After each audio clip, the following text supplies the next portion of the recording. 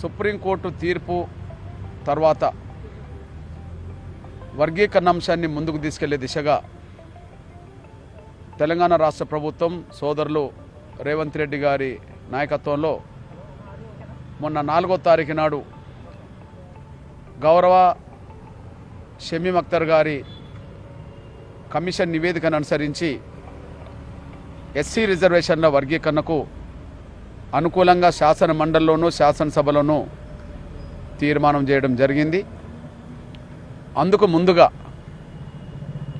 SC రిజర్వేషన్ల వర్గీకరణకు అనుకూలంగా చట్టసభలో ఒక నిర్ణయాన్ని తీర్మాన రూపం ద్వారా చేసినందుకు గౌరవ ముఖ్యమంత్రి రేవంత్ రెడ్డి గారికి ధన్యవాదాలు, అభినందనలు తెలియజేయడానికి వచ్చేశాం. సోదరులు రేవంత్ రెడ్డి గారు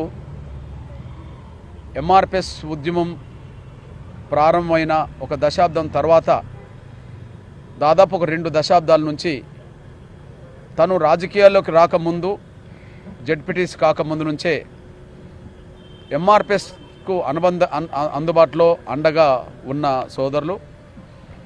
ఎన్నో సందర్భాల్లోనూ వర్గీకరణ ఉద్యమంలో భాగస్వామైన వ్యక్తి. ఉద్యమాలకు వివిధ సందర్భాల్లో జరిగే ప్రతి కార్యక్రమానికి చేయూతనిచ్చిన వ్యక్తి కూడా రేవంత్ రెడ్డి గారు.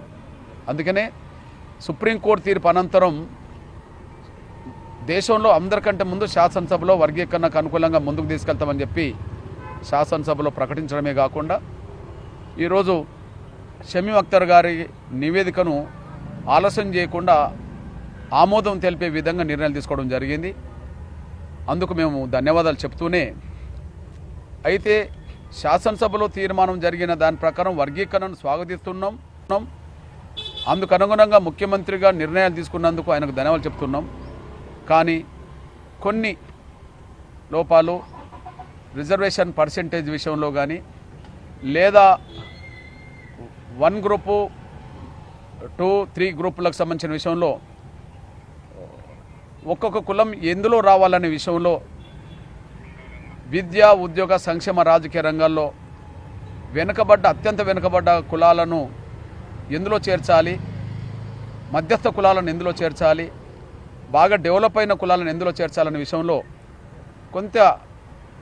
కొంత లోటుపాట్లు జరిగినట్టుగా మేము ఒక వినతిపత్రం ఇవ్వడానికి కూడా ప్రయత్నం ఇచ్చాం. దాన్ని సరిచేసుకోవడం ద్వారా పర్సెంటేజ్ విషయంలోనూ ఏ గ్రూప్లో ఎవరిని కలపాలనే విషయంలోనూ కొన్ని విజ్ఞప్తులు మేము చేయడం జరిగింది. లిఖితపూర్వకంగా కూడా ఇవ్వడం కూడా జరిగింది. అదే సమయంలో ఇక్కడ మేము మొదటి నుంచి ABCD వర్గీకరణ అనే డిమాండ్తో ముందుకు వచ్చేసాం. గతంలో ఉమ్మడి ఆంధ్రప్రదేశ్లో వర్గీకరణ జరిగినప్పుడు కూడా ABCDనే జరిగింది. బీసీలో ABCD వర్గీకరణ ఉన్నది. ఇంకా మైనార్టీలను కలిపి దాన్ని కూడా చేసిన సందర్భాలు కూడా ఉన్నాయి.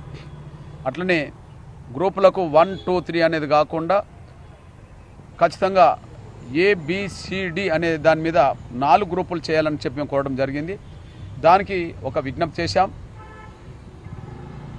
దళితుల్లోనే అత్యధిక జనసంఖ్య గల వాళ్ళు మాదిగలు అవుతే, రెండో సంఖ్య గల జనాభా గల వాళ్ళు మాల సోదరులు అవుతే, మూడో అతిపెద్ద జనాభా గల సోదర వర్గం నేతకాని, 4గో దళితుల్లో 1,00,000కు పైగా 1,10,000 ఉండబడే సోదర వర్గం మా బుడగ జంగాలు.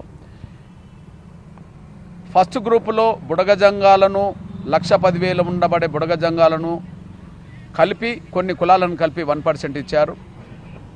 కానీ మూడో అతిపెద్ద జనాభా గల నా నేతకాని సామాజిక వర్గాన్ని 3వ గ్రూపులోనే పెట్టారు. అంటే బిలో ఉండబడే 1,00,000 దాటిన కులాన్ని అంతకుముందు ఉమ్మడి ఆంధ్రప్రదేశ్లో ABCD జరిగినప్పుడు B గ్రూపులో ఉండబడే బుడగ జంగాలు కొన్ని కులాలను తీసుకెళ్ళి 1 గ్రూపు చేర్చినట్టుగానే అట్లనే C గ్రూపులో ఉండబడే మాలలతో పోటీపడలేని జనసంఖ్యలో 2వ స్థానంలో ఉండబడే మాలల దగ్గర టోటల్ రాష్ట్రంలో 3వ జనసంఖ్య గల నా నేతకాని వర్గాన్ని ఒలియదాసరి, మహార్ ఇంకా కొన్ని దళిత కులాలను కూడా కలిపి ఒక ప్రత్యేక గ్రూపుగా కూడా ఏర్పాటు చేస్తే బాగుంటుందని చెప్పి మేము విజ్ఞప్తి చేయడం కూడా జరిగింది. అది న్యాయబద్ధమైన విజ్ఞప్తిగా పరిశీలించాలని చెప్పి మేము కోరడం జరిగింది. న్యాయబద్ధంగానే ఆయన సమస్య పరిష్కరిస్తాడని చెప్పి మేము ఆశిస్తున్నాం. ఏది ఏమైనా ఎస్సీ రిజర్వేషన్ల వర్గీకరణ ప్రక్రియను ముందుకు తీసుకెళ్లే దిశగా ఒక అడుగు ముందుకేసినందుకు ధన్యవాదాలు చెప్తూనే ఇందులో జరిగిన కొన్ని లోటుపాట్లను సరిచేసే విధంగా ముందుకొస్తాడని చెప్పి మేము ఆశిస్తున్నాం. ఇప్పుడు ముఖ్యమంత్రి గారికి వినతిపత్రం ఇచ్చాం. ఆ వినతిపత్రాన్ని టోటల్ సారాంశాన్ని ప్రెస్కు ఎలక్ట్రానిక్ మీడియా కూడా మేము వెంటనే అందుబాటులో పెడతాం. మేము ఏమేమి మాట్లాడినాం, ఏ చిన్న చిన్న లోపాలు ఉన్నాయనే విషయం చెప్పడం కూడా లిఖితపూర్వకంగానే అందిస్తాం. ఇప్పుడు గౌరవ సబ్ కమిటీ మంత్రివర్గ ఉపసంఘానికి సంబంధించిన సబ్ కమిటీ చైర్మన్ సోదరులు ఉత్తమ్ కుమార్ రెడ్డి గారి దృష్టికి కూడా వర్గీకరణకు ముందుకెళ్తున్నందుకు మేము అభినందించడానికి వెళుతున్నాం.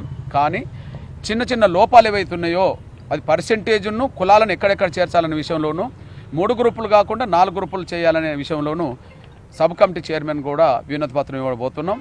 తప్పకుండా మా విజ్ఞప్తులను న్యాయబద్ధమైన ఈ విజ్ఞప్తులను పరిశీలించి తగు న్యాయం చేస్తారని ఆశిస్తున్నాం.